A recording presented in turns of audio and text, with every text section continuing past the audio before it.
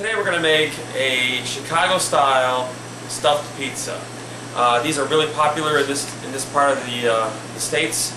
Northern Indiana, where we're at, very popular. Of course, Chicago is right down the road from us. So let's start out with, we're going to make a 12-inch stuffed pizza. To make a 12-inch stuffed pizza, we have to start out with two doughs.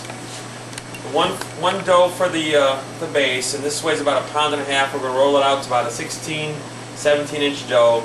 And then we need another dough to cover the pizza, and that is about an 8-ounce dough that we're going to roll out for a lid, and this is going to be fairly thin. So we're going to put this in the pan now. We're going to start out with spraying our pan with a pan release. It could be a pan, whatever you like to use, that's fine. You can even rub a little olive oil in it, or butter, whatever you prefer to do. And we'll take our large dough and we'll lay it into our pan. And the reason why we had to make a 16-inch dough for a 12-inch pizza is because these pans that we use are about 2 inches tall, so we have to compensate for the edges. So with 2 inches on 2 inches and 14 across, and 12 across, so that's 16 inches. And we're going to tuck this dough in all the way down into the corner. We don't want to leave it hanging like this. We want to make sure that this dough is all the way into the corners, and make sure that there are no holes in this dough at all. You cannot afford to have any holes in this dough. So we're going to tuck it right into the corners, just like that, nicely. And then we're going to take a little sauce, and we're going to rub it right on the inside of the lip, just like this. Now we're going to make this one with sausage, so we'll put some pre-cooked crumbled sausage in this pizza. Now there again, whatever you want to put in is fine. We're just making this one pepperoni and sausage, and so we'll lay in our pepperoni. Sometimes what I like to do is, if it only has 2 or 3 items, we'll put a layer of ingredients such as the sausage, then we'll put a layer of cheese, some mozzarella cheese, then the pepperoni, or whatever else you like to put in, or whatever the customer orders. But we're going to fill this up to the very top with a mozzarella. Now there's a lot of cheese goes in here, so don't be afraid. Price this accordingly, because a large stuffed pizza here at Antonio's weighs up to 10 pounds, and it's probably mostly cheese, or it is mostly cheese. The nice thing about these pizzas are that they're very filling. This 12-inch pizza will cut into 8 slices. It'll feed 5 easily, because there's just a lot of cheese, and it really fills people up. The downside to this is that it takes 30 minutes in the oven alone, so you have to really time your orders so that the customer knows how long they can anticipate the wait for this. So we'll fill this up to the top, and we're not heaping it. It's just even with the top of the lip. Then we're going to take our small dough, nice and thin, and we're going to lay it right on top like a pie. Okay, at this point, it doesn't matter if there's any holes in the top. We're going to pinch it like a pie all the way around the lip of the pan. Just like that. We'll tear a hole in the center for the air to escape. And now we're going to take a dough cutter, a wheel, and we're going to cut right along the lip of the pan all the way around. We'll remove the excess dough. This is just like a pie. If you want to call it pizza pie, that's fantastic. We're going to get it off of the pan.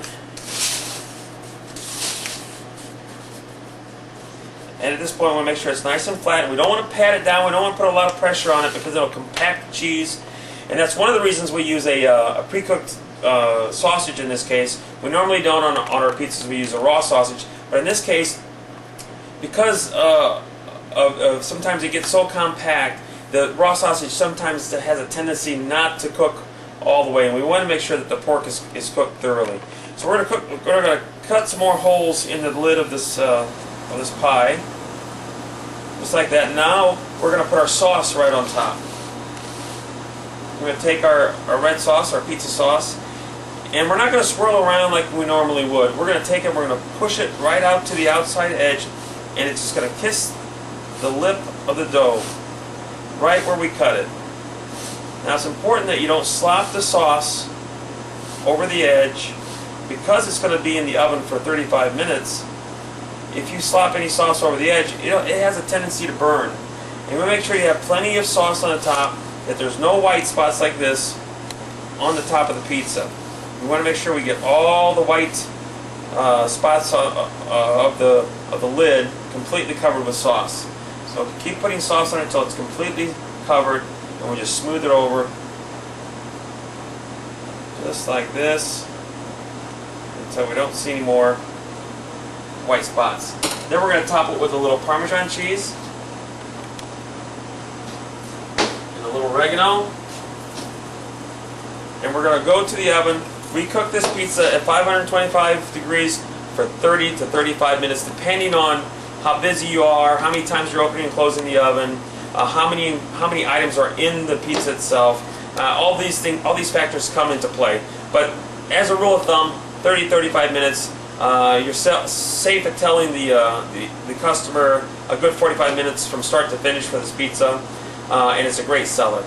We'll put this right into the oven, and you put it in by hand. We just push it all the way to the back of the oven, and we'll let that cook for 35 minutes. Okay, let's take our pizza out. It's been about 25 minutes, and since we haven't been opening the oven up at all, I think it's ready. Now, there again, the more often you open up the oven, the longer it's going to take. So we're going to take this out of the pan. This is probably the hardest thing for people to get the hang of doing, is getting this big pie out of this pan. And the trick to this is to get underneath the crust, and you're going to crack it. That's fine. And get the blade of the spatula all the way underneath, and then you're going to lift and separate like cracking an egg, and just lift right out and put it right there on your board. Now see how the oil is seeping out here? And that's a good indication that all the cheese is melted. Sometimes though, when we take them out, particularly on a busy night, we'll take them out and they're not quite ready. We'll have to put them back in. So what we do is we cut it right where the crack was, and so we cut it right in half, and then we open it up and we lift up the blade. You'll see that all the cheese is melted. So we push it back together, turn it, and we cut it again, and we cut it in 8 pieces, just like that. Now this pizza is ready to be boxed or to be put on a tray to go out to the dining room. Now if we put it in a box, we cover it with foil to keep the heat in. Also, you might want to think about making sure that the bottom of the box is lined. Sometimes, depending on the items, you see a lot of oils from the grease or from the cheese ooze out. You don't want that getting on somebody's car, so we make sure that we line the box up really nice so that it doesn't leak out onto anybody's seating. This is what it looks like when it goes to the table. The cheese is just oozing out, a lot of cheese. And when it's served, it's very filling.